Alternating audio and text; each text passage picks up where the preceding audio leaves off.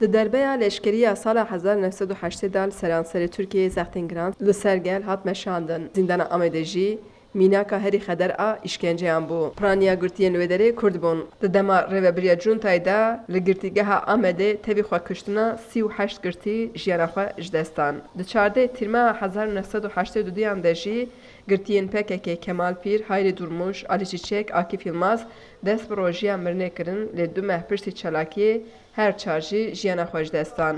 Li salvegera roja destpêka çalakiya rojiya mirinê a li girtîgehên Amedê Komeleya 78 li Amedê bernameyek li darxist. Endamên Komelê û siyasetvanên Kurd pêşî li goristanê çûn ser gora Alî Çiçekê ku di rojiya mirina 1982 de jiyana xwe ji desta bû.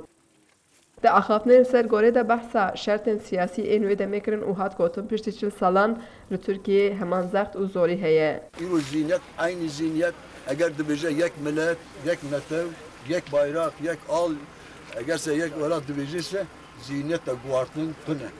Ez ê dibêjim Rêyaval Alî, Kızıl Yıldız Alî, Stêka Sor Alî. Ez biraz dibêjim, îro van hevalê me ku li ser goristan tinin.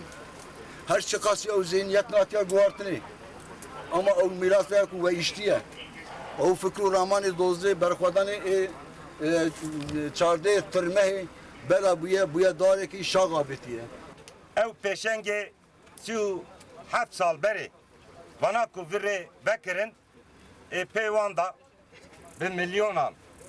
bi milyonan zarokê vî gel, keç û xortê vî gel, tekoşerê vî gel, siyasetmedarê vî gel bir rêçê da irada xwe parastin pêşa roja xwe ji wan tayin bikin ser vî esasî tekoşîn berdewam dike.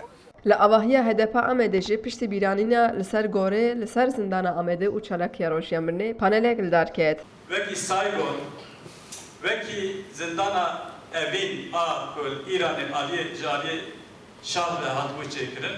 Zindana Amedê jî navê xwe di sed sala bîstemîn de di nav zindanê ku li dijî mirovayê sûç kirine. Zindanê ku wê di wijdanê mirovayê de bên mehkûm kirin.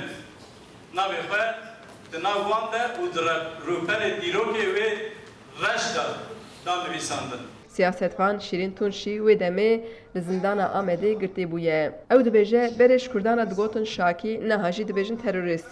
Nêrîna dewletê li ser Kurdan nayê guhertin. Piştî wî işte